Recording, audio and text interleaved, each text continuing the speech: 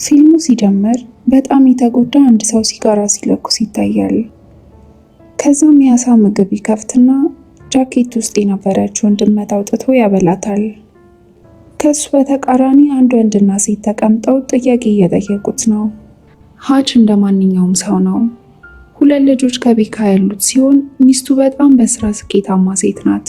ሀች የቀን ስራ የሚሰራ ሲሆን የሚሰራውም ለሚስቱ አባት ነው። ሀች ኑሮ በጣም የሰለቸው የከበደው ይመስላል። ልጁ ብሌክ ለአባቱ ምንም አክብሮት ያለው አይመስልም። ከሚስቱም ጋር ቢሆን ግንኙነታቸው በጣም እየተዳከመ ነው የሚመስለው። ሲተኙ እንኳን መሀላቸው ትራስ አድርገው ነው። ሀች የጎረቤቱ ውሻ በጣም ሲጮህ ምን እንደሆነ ለማየት ይወጣል። ወደ ታችም ሲወርድ ሌቦች ወደ ቤቱ እየገቡ እንደሆነ ያያል። ፖሊስ ጋር ለመደወል ሲሞክር አንድ ሴት ሌባ ትይዘዋለች። ያላቸውን ገንዘብ እንዲሰጣት ትነግረዋለች። እጇ ላይም ንቅሳት ያያል። ቀለበቱንም ስጠኝ ስትለው ብሌክ ከአንደኛው ሌባ ጋር ሲታገል ያያል። ሀች ሴቷን ሌባ ሊመታት ይልና አቁሙ ልጁን እንዲለቀው ይነግረዋል። ከለቀቀውም በኋላ ሌባውን ብሌክ ይመታውና ያመልጣሉ። ብሌክ በጣም በአባቱ ይናደዳል። በመሃላቸው ያለውም ልዩነት ይሰፋል። ፖሊስም ይመጣል። ሀች ቤተሰቡን ማዳን ስላልቻለ በጣም ይናደዳል። ሙሉ ቤተሰቡ ይናደድበታል። ሀች ወደ ታች ወርዶ ሶፋ ላይ ይተኛል። የመጨረሻው ሴት ልጁም ትመጣና አብረው ትተኛለች። እሷ ብቻ ናት ቤት ውስጥ ለሱ ክብር ያላት። ጠዋት ወደ ትምህርት ቤት ልጆቹ ሲሄዱ የሀች ጎረቤት እኔ ባንተ ቦታ ብሆን ደበድባቸው ነበር ብሎ አዲስ ስለገዛት መኪና መጎረር ይጀምራል።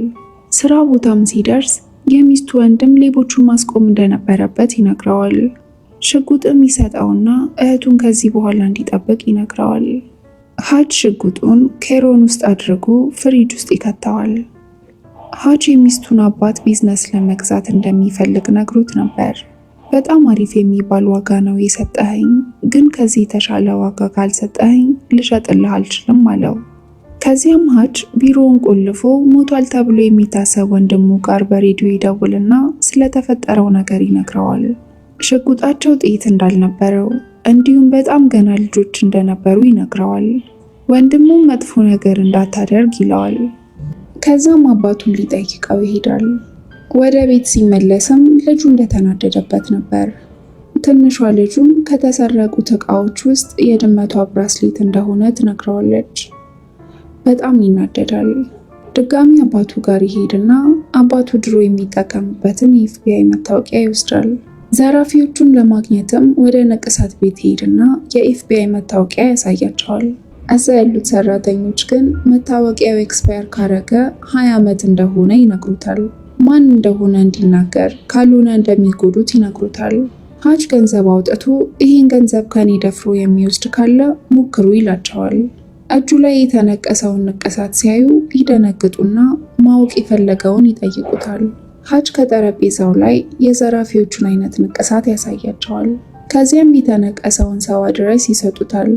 ሀች ወደ ቤታቸው ይሄድና ሽጉጥ አውጥቶ ሰዓቱንና የድመቱን ብራስሌት እንዲመልስ ይጠይቀዋል። ጩኸቱም የታመመ ልጃቸውን ይቀሰቅሰዋል። ሀች ይህንን ሲያይ በጣም ያዝናል። ሮጦም ይወጣል። ወደ ውጭም ወጥቶ ግድግዳውን ደጋግሞ እየደበደበ ንዴቱን ለማስወጣት ይሞክራል። ባስ ይዝና ወደ ቤቱ ሲመለስ አንድ መኪና ባሱን ያስቆመውና 5 ዱርዬዎች የባሱን በር ይደበድባሉ። ባስ ውስጥ ያሉ ሰዎች ቢፈሩም የባሱ ሹፌር በሩን ትከፍትላቸዋለች። ባስ ውስጥ እንደገቡም ባስ ውስጥ ያሉትን ሰዎች መተናኮል ይጀምራሉ። ሀች ይህን ሁሉ ሲያይ ዝም ብሎ ይቀመጣል። አንድ ወጣት ሴትን ይከቧትና ያቆሟታል። ሀች ይነሳና አልፏቸው ይሄዳል። ሹፌሯንም ከባስ እንድትወርድ ያደርጋታል። ከዚያም በሩን ይዘጋዋል። ሽጉጡን ያወጣና ውስጡ ያለውን ቀላ ይጥለዋል። ያስፈራራቸዋል።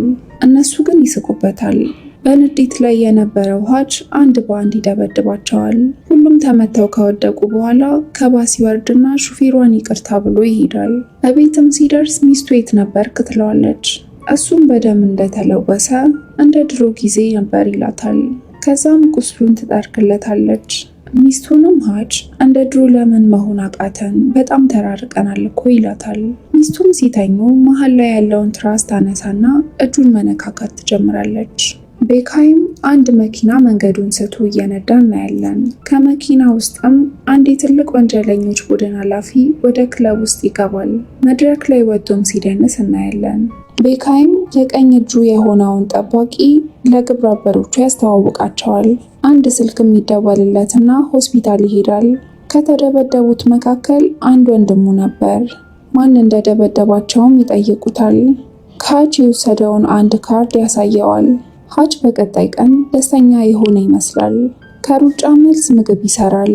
ልጁም ወንጀለኛውን ስላጠቃው ደስተኛ መሆኑንና እንደሚኮራበት ይነግረዋል።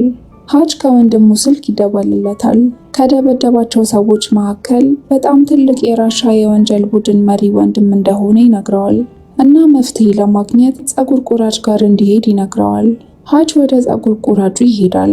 ፀጉር ቁራጩም ስለ ራሻዊው ከባድ የሚባል ወንጀለኛ እንደሆነና ሊጠነቀቅ እንደሚገባ ይነግረዋል።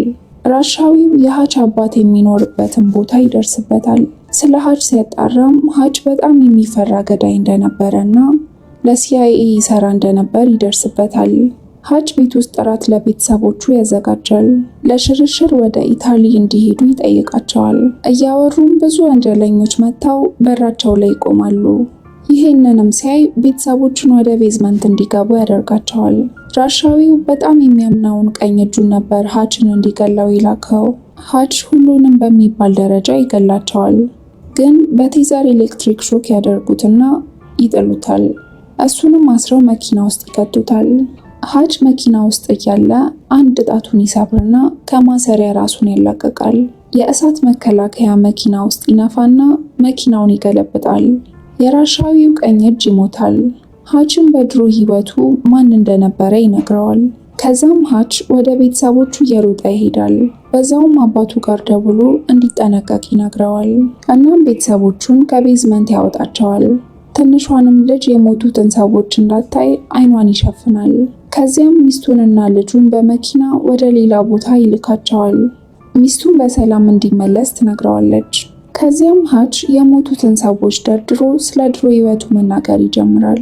ድሮ እንዴት ገዳይ እንደነበር፣ ይህንንም ስራ ያቆመው ግደል የተባለውን ሰው ሳይገል ቀርቶ እንደነበርና ከአንድ ዓመት በኋላ ይህን ሰው ፈልጎ ሲያገኘው ደስተኛ ቤተሰብ እንደመሰረተ ሲያይ ነው እሱም ቤተሰብ ለመመስረት ይወሰነው። ከዚያም የቤተሰቡን ፎቶ ያነሳና ቤቱን አቃጥሎት ይወጣል። ከዛም ሲጎርርበት የነበረውን ጎረቤት መኪና ይሰርቅና ይሄዳል። የሀጅ አባት ቤት ሁለት ገዳዮች ይሄዳሉ። አባቱም የተኛ መስሎ ሊገሉት ሲሉ ሁለቱንም በደበቀው ሽጉጥ ይገላቸዋል። የሚስቱ አባት ጋር ይሄድና ብዙ ወርቅ ሰጥቷቸው ካምፓኒውን እንደገዛ ይነግረዋል። ራሻዊው አለቃ ቀኝ እጁ የሆነው ሰው መገደሉን ይመለከታል። በቀጣይም ቀን የገዛውን ካምፓኒ ለተወሰነ ቀናት ይዘጋውና ራሻዎቹን ለመግደል እቅድ ያወጣል። የራሻዊው ሰው ብዙ ገንዘብ የሚቀመጥበትን ቤት ሄዶ ብዙ ሰዎችን ይገድልና ቤቱን ያቃጥለዋል። በቀጣይም ራሻዊው ያለበት ይሄዳል። በብዙ ሰዎች ይከበባል። እጁ ላይም ቦምብ ይዞ ስለነበር ማንም ሊያጠቃው መድፈር አልቻለም። ቁጭ ብለው መውጣት ይጀምራሉ። ሀጅ ያለውን ንብረት ሁሉ እንዳቃጠለበትና ከዚህ በኋላ ልትከተለኝ ብትሞክር የሚቀርህን በሙሉ አጠፋዋለሁ፣ ካልተከተልከኝ ግን በሰላም መኖር ትችላለህ ይለዋል። ራሻዊው በጣም ተናዶ በስሩ ያሉ ሁሉንም እንዲገሉት ትዕዛዝ ያወጣል። ሀጅ ወደ ገዛው ካምፓኒ ይወስዳቸዋል። እዛም የሀጅ ወንድምና አባቱ ከሀጅ ጋር ተባብረው ወንጀለኞቹን ያስወግዷቸዋል። ከዚያም ራሻዊውን በቦምብ ያፈነዳውና ይገለዋል። ሀጅም አባቱንና ወንድሙን ያመሰግናቸውና ፖሊስ ከመምጣቱ በፊት እንዲሸሹ ያደርጋል። ከዛም ለሚስቱ ደህና እንደሆነ ተናግሮ ድመቷን ይዞ ይወጣል።